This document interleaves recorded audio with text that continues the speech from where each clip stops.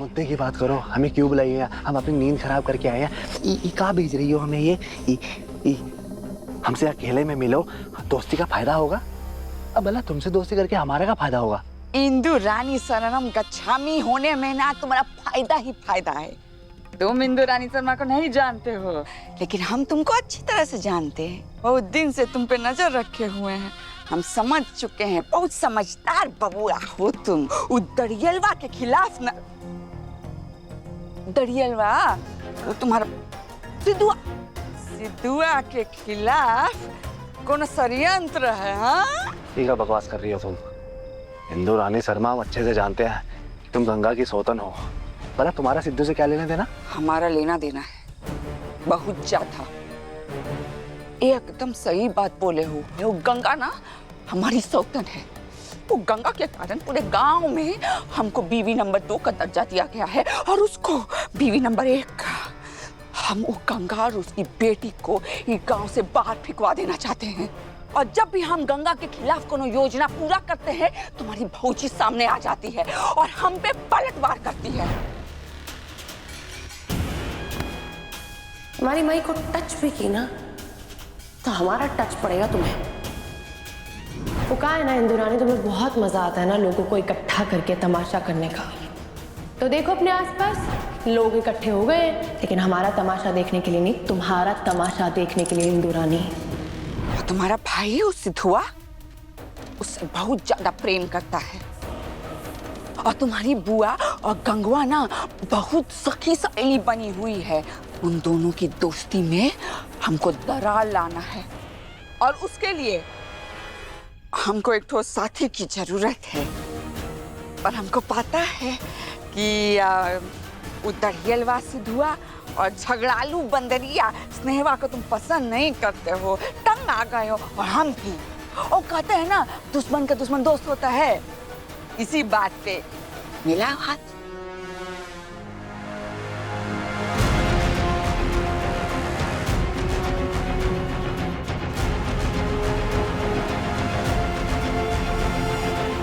अरे वाह बिट्टू, बहुत सुंदर सजाया तुमने, एकदम विदेशी लग रहा है। लेकिन उन लोगों को पसंद आएगा ना? माँ, वो लोग तो ना आपकी मिठाई के स्वाद पे एकदम फिदा हो जाएंगे।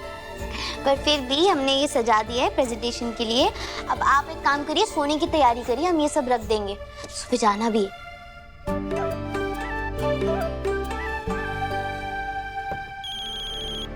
इतनी रात का है, किसका फोन? हेलो, आप प्रणाम माँ। माफी चाहते हैं माँ, आपको इतनी देर रात को कॉल कर रहे हैं। हम अभी फ्री हुए काम से। बहुत काम होता है क्या वहाँ? हाँ माँ, नई जिम्मेदारी है, नया विभाग है। अभी तो काम समझ रहे हैं और अगले हफ्ते ट्रेनिंग के लिए मुंबई भी जाना है हमें।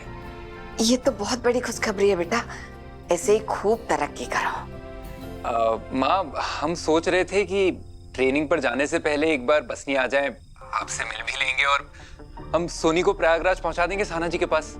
घर में मरम्मत का काम चल रहा है, तो इसमें सोनी को कैसे, आप कोई दूसरा इंतजाम कर लीजिए ना।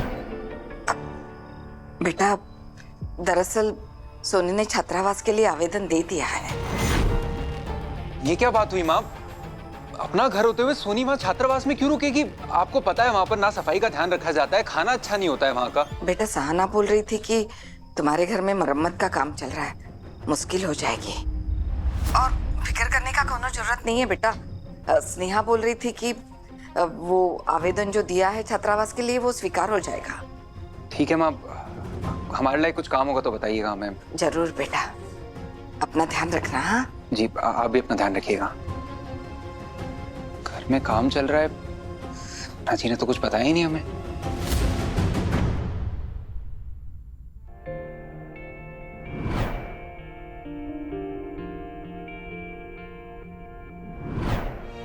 सांसें खत्म हो जाएंगी एक दिन हमारी। इस दिल में जो स्नेहा जी के लिए प्रेम है ना, वो कभी खत्म नहीं होगा।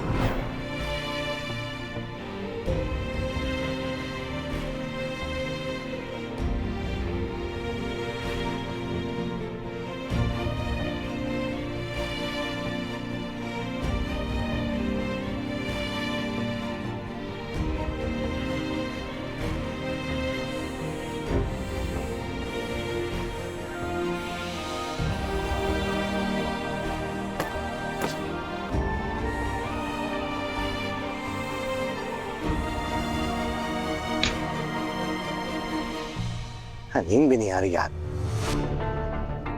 एक तो मैंने कहा हो गया ऐसा, इसलिए आज बात नहीं कर रही। कोशिश करते सोने की।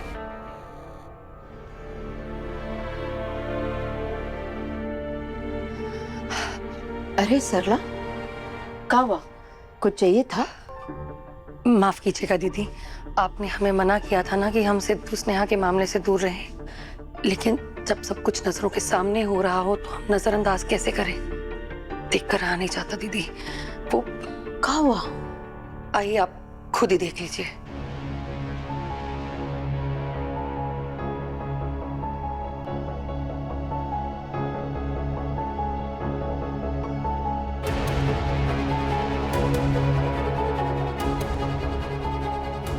सिद्धू बाहर सो रहा है।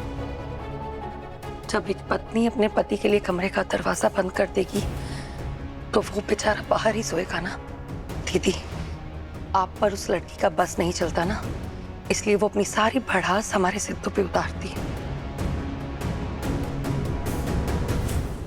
इतनी गर्मी है, बाहर मच्छर है, सिद्धू बीमार हो सकता है। वही तो दीदी, हमारा सिद्धू उसके लिए आपसे इतना लड़ता झगड़ता है, और वो है कि पता नहीं किस जन्म का बदला ले रही है वो आपसे। हमारे घर में ही रहकर हमारे बेटवा को बाहर भेज दिया सोने के लिए। बदला तो हम लेंगे, छोड़ेंगे नहीं इस लड़की को।